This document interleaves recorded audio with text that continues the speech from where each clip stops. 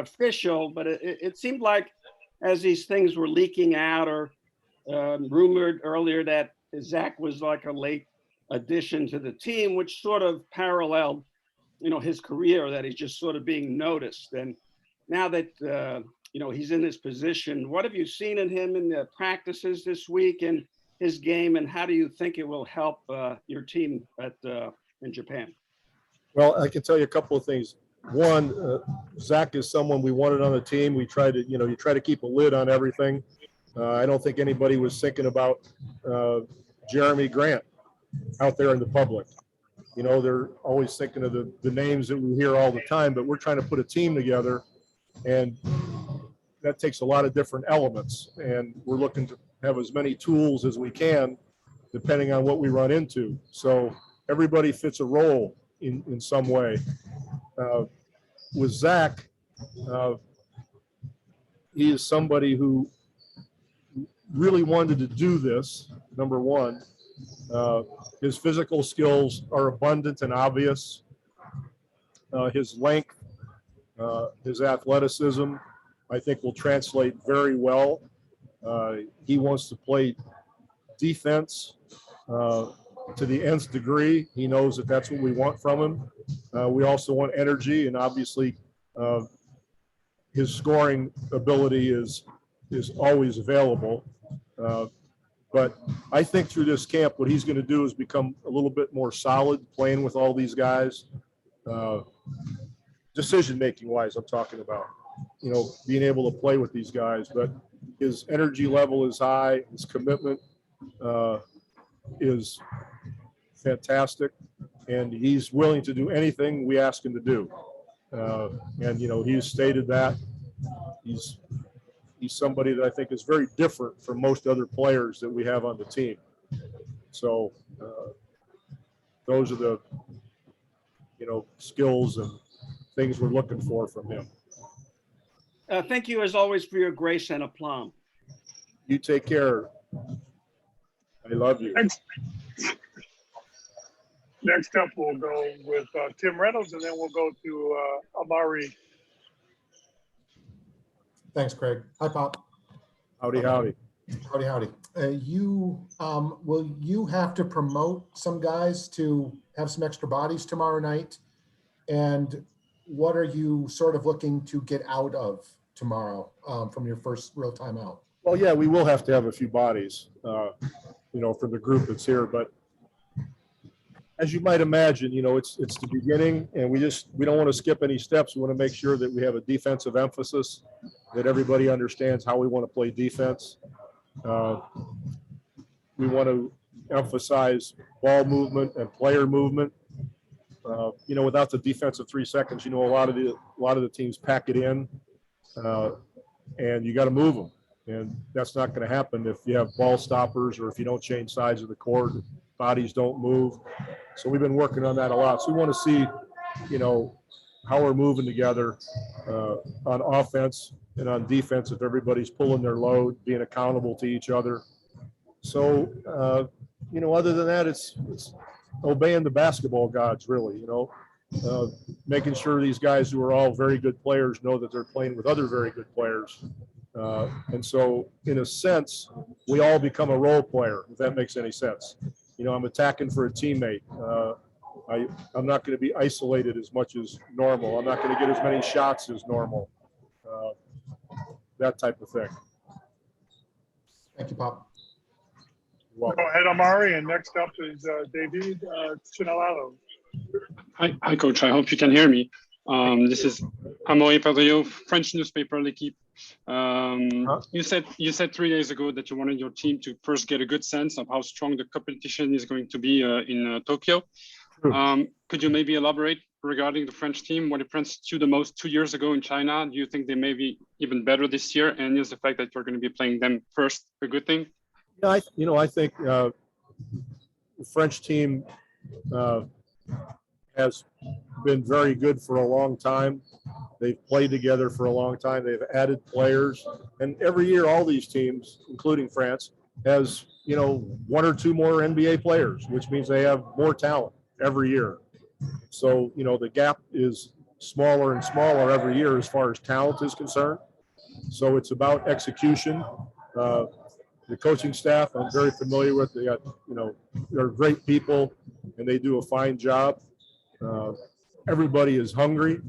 Everybody wants to win. So having respect for the opponents, I think, is step number one, more so than anything else. Rebounding, shooting, playing defense. If you don't respect these teams, you're in big trouble because of the coaching, the talent, the execution.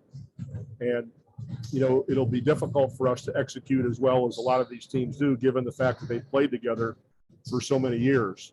So we realize that means we have to really prepare well with the time that we have. Thank you. David, go ahead, and then we'll go to Akiko Yamaki. Hi, Coach. This is Davide Chinellato. I'm with La Gazzetta dello Sport in Italy. Hi. Great to see you.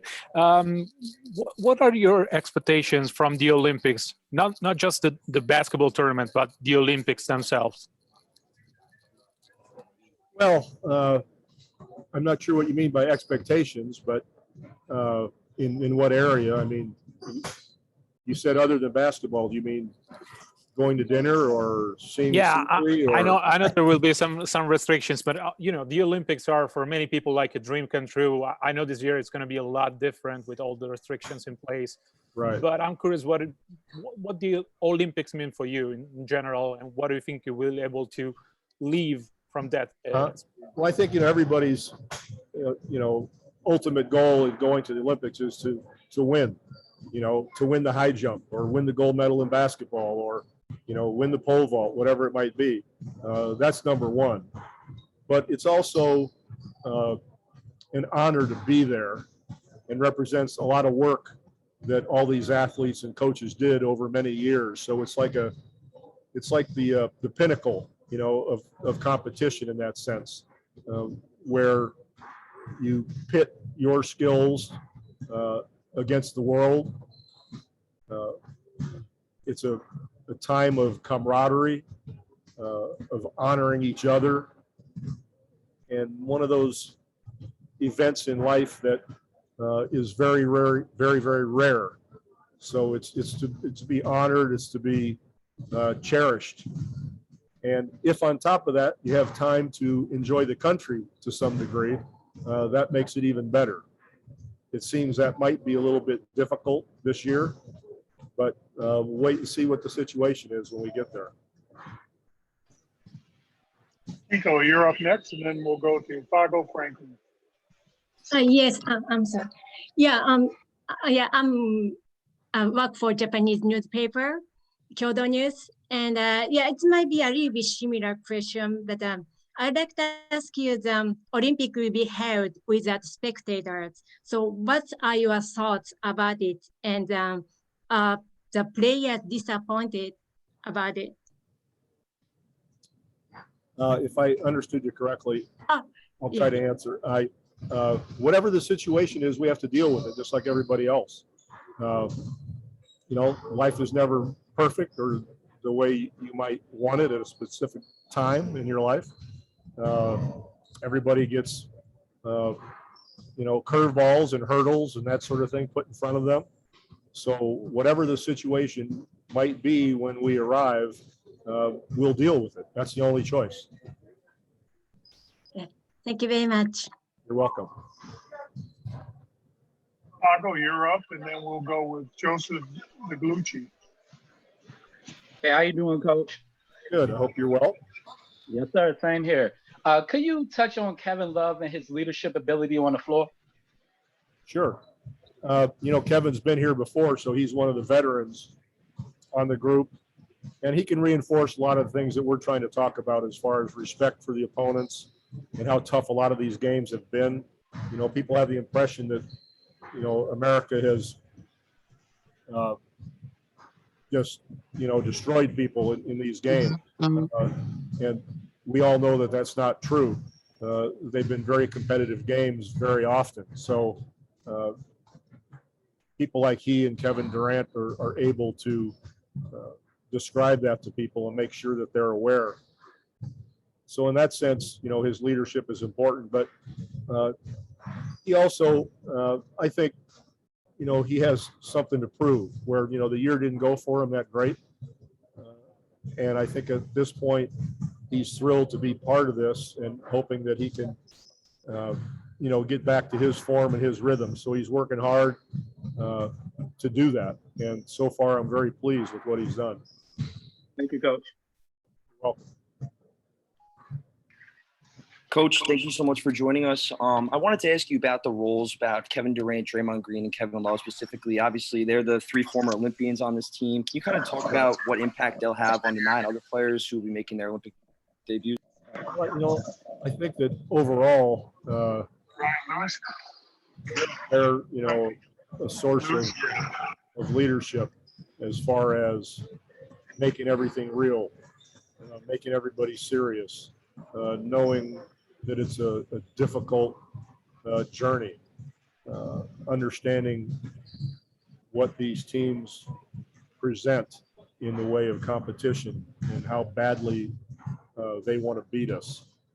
So, everybody being accountable to each other is easier if you have guys that have been there before and understand the situation. So in that sense, they're very important. Thank you. Welcome. We'll do 2 more questions. Brian Lewis, and then we'll finish up. Since we started with Sam, we'll finish with Sam. Hey, Bob. You touched on Kevin Durant's leadership. I'm curious, at this point in his career where he's accomplished everything, what do you think motivates him to, commit to Tokyo? Do you think, obviously being having a chance to go maybe 1 gold medal ahead of Kobe or to chase Carmelo's scoring record? Do you think he thinks actively about those things, or is it just, I love to hoop and I like to be out there? Right. As far as those specific, goals or rewards or beating someone, I really have no idea what's in his head in that regard, but I am totally convinced and understand that the reason he's doing this is because he loves to play. He loves the competition. He loves the camaraderie with the guys. He wants to win.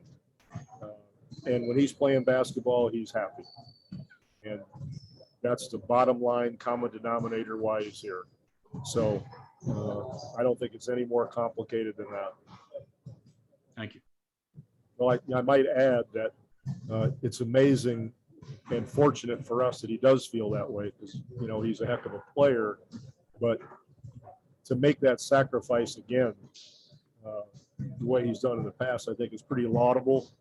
And he deserves a lot of credit for that, as do, the other guys who in a tough year have stepped up to represent their country. Thank you. We'll finish with Sam Smith.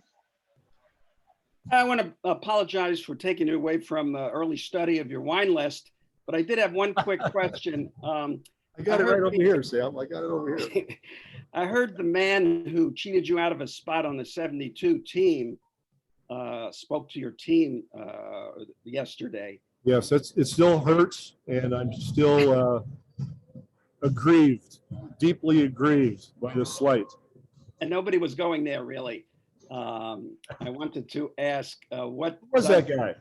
What was Doug Collins' message to the team? How was it received? And what does his experience bring to the young players?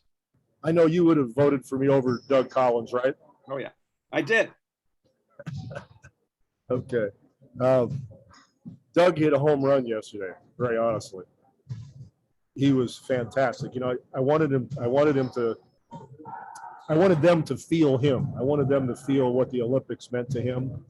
And to this day, what happened in 72 hurts him, as you well know, I'm sure.